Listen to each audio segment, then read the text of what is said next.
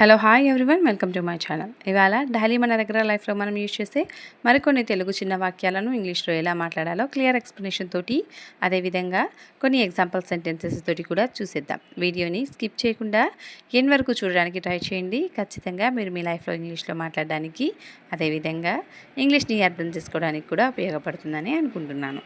ముందుగా, మాకు ఏ ఇంట్లో ఉండాలో తెలియడం లేదు, లేదా నాకు ఏ బస్ క్యాచ్ చేయాలో తెలియడం లేదు. ఈ విధంగా తెలియడం లేదు అనే తెలుగు పదాన్ని ఉపయోగించుకొని కొన్ని తెలుగు వాక్యాలను ఇంగ్లీష్లో ఎలా మాట్లాడాలో చూసేద్దాం. ముందుగా, మాకు ఏ ఇంట్లో ఉండాలో తెలియడం లేదు. మాకు ఏ ఇంట్లో ఉండాలో తెలియడం లేదు ఇలా చెప్పడాన్ని we are not sure which house we have to stay. we are not sure అంటే మాకు తెలియడం లేదు లేదా మాకు అర్థం కావడం లేదు ఇలాంటి అర్థాలు వస్తూ ఉంటాయి. Which house we have to stay అంటే మేము ఏ ఇంట్లో ఉండాలో అనే అర్థం వస్తూ ఉంటుంది. అదేవిధంగా, ఆమెకి ఏ డ్రెస్ వేసుకోవాలో తెలియడం లేదు. ఆమెకి ఏ డ్రెస్ వేసుకోవాలో తెలియడం లేదు ఇలా చెప్పడాన్ని she is not sure which dress she has to wear. She is not sure which dress she has to wear అని చెప్తూ ఉంటాము. షీ ఈజ్ నాట్ ష్యూర్ అంటే ఆమెకి తెలియడం లేదు లేదా ఆమెకి అర్థం కావట్లేదు ఇలాంటి అర్థాలు వస్తూ ఉంటాయి. Which dress she has to wear అంటే ఆమె ఏ డ్రెస్ వేసుకోవాలో అనే అర్థం వస్తూ ఉంటుంది. అదేవిధంగా, నాకు ఏ బస్ క్యాచ్ చేయాలో తెలియడం లేదు. నాకు ఏ బస్ క్యాచ్ చేయాలో తెలియడం లేదు ఇలా చెప్పడాన్ని I'm not sure which bus I have to catch. I'm not sure which bus I have to catch అని చెప్తూ ఉంటాము. అదేవిధంగా, మాకు ఏ సమాధానం ఇవ్వాలో తెలియడం లేదు. మాకు ఏ సమాధానం ఇవ్వాలో తెలియడం లేదు ఇలా చెప్పడాన్ని we are not sure which answer we have to give. we are not sure which answer we have to give అని చెప్తూ ఉంటాము. అదేవిధంగా, వారికి ఏ వ్యక్తిని జాబ్ నుండి తీసేయాలో తెలియడం లేదు. వారికి ఏ వ్యక్తిని జాబ్ నుండి తీసేయాలో తెలియడం లేదు ఇలా చెప్పడాన్ని they are not sure which person they have to remove from job. they are not sure which person they have to remove from job అని చెప్తూ ఉంటాము. ఈ ఎగ్జాంపుల్ సెంటెన్సెస్ అన్నీ చూసిన తర్వాత ఇప్పుడు మీకోసం ఒక సింపుల్ క్వశ్చన్. అతనికి ఎక్కడ జాయిన్ అవ్వాలో తెలియడం లేదు. అతనికి ఎక్కడ జాయిన్ అవ్వాలో తెలియడం లేదు ఈ తెలుగు వాక్యాన్ని ఇంగ్లీష్లో ఎలా చెప్పాలో మీకు కనుక తెలిసినట్లయితే తప్పకుండా కామెంట్స్లో తెలియచేయండి.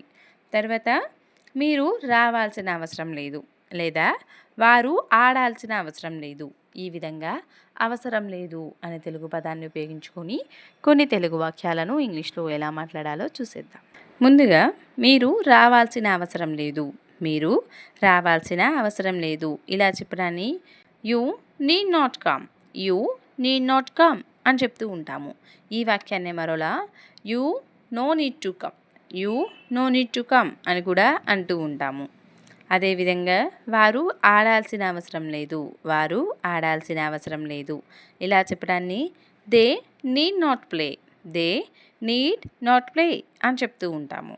అదేవిధంగా, నాకు చదవాల్సిన అవసరం లేదు. నాకు చదవాల్సిన అవసరం లేదు ఇలా చెప్పడాన్ని ఐ నీడ్ నాట్ స్టడీ.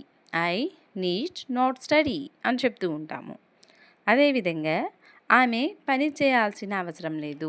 ఆమె పని చేయాల్సిన అవసరం లేదు ఇలా చెప్పడాన్ని she needs not work. She needs not work అని చెప్తూ ఉంటాము. ఇక్కడ షీ వచ్చింది కాబట్టి నీడ్స్ అని చెప్తున్నాము. అదేవిధంగా, మేము నేర్చుకోవాల్సిన అవసరం లేదు. మేము నేర్చుకోవాల్సిన అవసరం లేదు ఇలా చెప్పడాన్ని we need not learn. we need not learn అని చెప్తూ ఉంటాము. అదేవిధంగా, అతను నాకు సహాయం చేయాల్సిన అవసరం లేదు. అతను నాకు సహాయం చేయాల్సిన అవసరం లేదు ఇలా చెప్పడాన్ని he needs not help me. He needs not help me అని చెప్తూ ఉంటాము. ఈ ఎగ్జాంపుల్ సెంటెన్సెస్ అన్నీ చూసిన తర్వాత ఇప్పుడు మీకోసం ఒక సింపుల్ క్వశ్చన్. ఆమె ఏడవాల్సిన అవసరం లేదు. ఆమె ఏడవాల్సిన అవసరం లేదు ఈ తెలుగు వాక్యాన్ని ఇంగ్లీష్లో ఎలా చెప్పాలో మీకు కనుక తెలిసినట్లయితే తప్పకుండా కమెంట్స్లో తెలియచేయండి.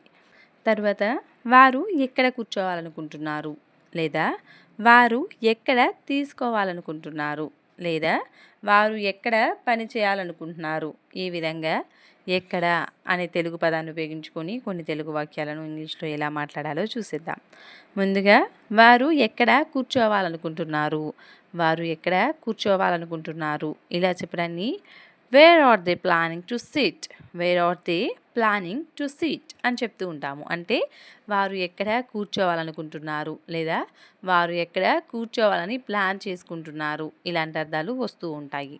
అదేవిధంగా వారు ఎక్కడ తీసుకోవాలనుకుంటున్నారు, వారు ఎక్కడ తీసుకోవాలనుకుంటున్నారు ఇలా చెప్పడాన్ని where are they planning to take, where are they planning to take అని చెప్తూ ఉంటాము. అదేవిధంగా వారు ఎక్కడ పని చేయాలనుకుంటున్నారు, వారు ఎక్కడ పని చేయాలనుకుంటున్నారు ఇలా చెప్పడాన్ని where are they planning to work, where are they planning to work అని చెప్తూ ఉంటాము. అదేవిధంగా వారు ఎక్కడ తినాలనుకుంటున్నారు, వారు ఎక్కడ తినాలనుకుంటున్నారు ఇలా చెప్పడాన్ని where are they planning to eat, where are they planning to eat అని చెప్తూ ఉంటాము. అదేవిధంగా వారు ఎక్కడ కొనాలనుకుంటున్నారు, వారు ఎక్కడ కొనాలనుకుంటున్నారు ఇలా చెప్పడాన్ని where are they planning to buy, where are they planning to buy అని చెప్తూ ఉంటాము. అదేవిధంగా వారు ఎక్కడ చదవాలనుకుంటున్నారు, వారు ఎక్కడ చదవాలనుకుంటున్నారు ఇలా చెప్పడాన్ని where are they planning to read, where are they planning to read అని చెప్తూ ఉంటాము. ఈ ఎగ్జాంపుల్ సెంటెన్సెస్ అన్నీ చూసిన తర్వాత ఇప్పుడు మీకోసం ఒక సింపుల్ క్వశ్చన్. వారు ఎక్కడ అమ్మాలనుకుంటున్నారు, వారు ఎక్కడ అమ్మాలనుకుంటున్నారు ఈ తెలుగు వాక్యాన్ని ఇంగ్లీష్లో ఎలా చెప్పాలో మీకు కనుక తెలిసినట్లయితే తప్పకుండా కమెంట్స్లో తెలియచేయండి. That's all for today. Thank you so much for watching. మీకు కనుక వీడియో నచ్చినట్లయితే తప్పకుండా లైక్ చేయండి. ఇలాంటి మరికొన్ని ఇంట్రెస్టింగ్ అండ్ యూస్ఫుల్ వీడియోస్ మన ఛానల్లో ఇంకా ఉన్నాయి, ఒకసారి విజిట్ చేసేయండి. మరొక వీడియోతోటి మళ్ళీ కలుద్దాం. Till then bye bye.